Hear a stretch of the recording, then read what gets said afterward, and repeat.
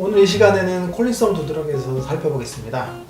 또한 더 나아가 콜린성 두드러기와 전혀 상관없는 지루성 표현과의 관계에 대해서 살펴볼 것입니다.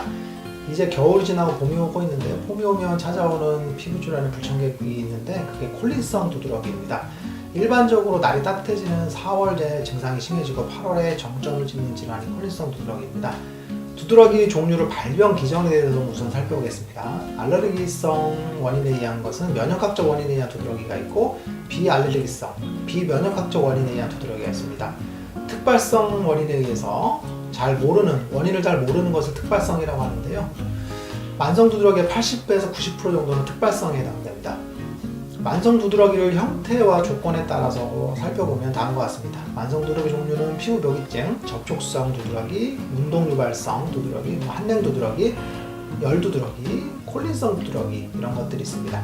위 두드러기 중 살펴볼 주제는 콜린성 두드러기입니다. 우선 콜린성 두드러기에서 콜린성이라는 말의 의미를 우선 살펴보겠습니다. 콜린성은 아세틸콜린에서 나온 말인데요. 아세틸콜린은 여러 동물에서 신경 전달 물질로 사용되는 화학 물질입니다. 아세틸콜린을 분비하거나 이용하는 것을 콜린성이라고 부르는데 아세틸콜린의 작용을 방해하는 것을 한콜린성이라고 합니다. 아세틸콜린은 콜린성 뉴런에서 콜린과 아세틸로부터 콜린 아세틸 전환 요소라는 효소를 이용해서 합성합니다. 이 아세틸콜린은 자율신경계와 밀접한 관련이 있는데요. 자율신경계는 교감신경계와 부교감신경계로 구성됩니다. 양쪽 모두 신경절 이전 뉴런은 신경전달 물질로 아세틸콜린을 이용하고 부교감신경계의 경우는 신경절 이후 뉴런에서 역시 아세틸콜린을 신경전달 물질로 사용하고 있습니다. 콜린성 두드러기 이해하려면 땀과 자율신경에 대해서 이해하면 됩니다. 땀이 분비되는 기전을 살펴보면 우리 몸의 체온 중추는 뇌의 시각 전구에 시상하부에 위치하고 있는데요. 이 시각 전구에서 나온 신호가 척수를 거쳐서 교감신경이 연결이 됩니다.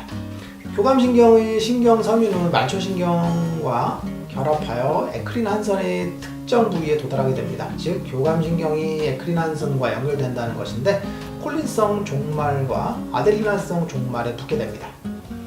자율신경에서 신경절 이전 뉴런으로부터 분비된 아세틸콜린은 자율신경계를 통해서 발안을 조절하는 주요한 물질이 되는 것입니다.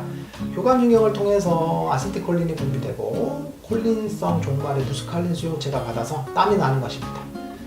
콜린성 두드러기 기전을 종합해보면 체온이 올라가면서 교감신경과 상호작용하는 부교감신경에서 아세틸콜린을 분비하고 이를 땀샘에 있는 수용체가 받아서 땀을 분비하게 되는데 이럼으로써 체온을 낮추게 됩니다.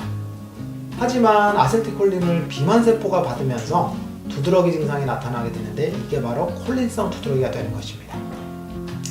콜린성 두드러기 병리는 기본적으로 운동이나 사우나, 더운 물 목욕이나 버스나 지하철 등 더운 환경에서 체온이 1도에서 2도 정도 올라갔을 때 발생하는 두드러기입니다. 콜린성 두드러기는 만성 두드러기의 5%에서 7% 정도를 차지하는 정도로 매우 흔한 두드러기입니다.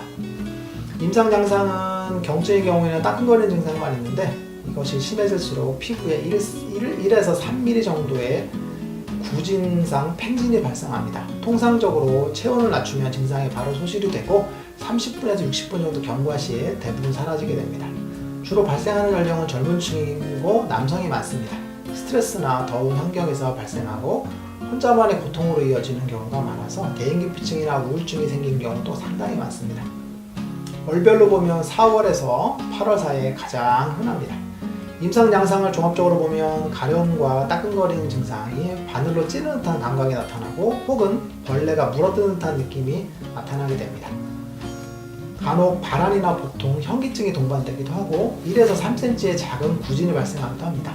그 주위로 1에서 2cm 정도의 빨간 홍반이 발생하기도 하고요. 주로 몸통에 발생을 하는데 머리 쪽이나 이런 데 가장 흔합니다. 손발바닥에는 생기지 않는 것이 일반적인 경우라고 볼 수 있습니다.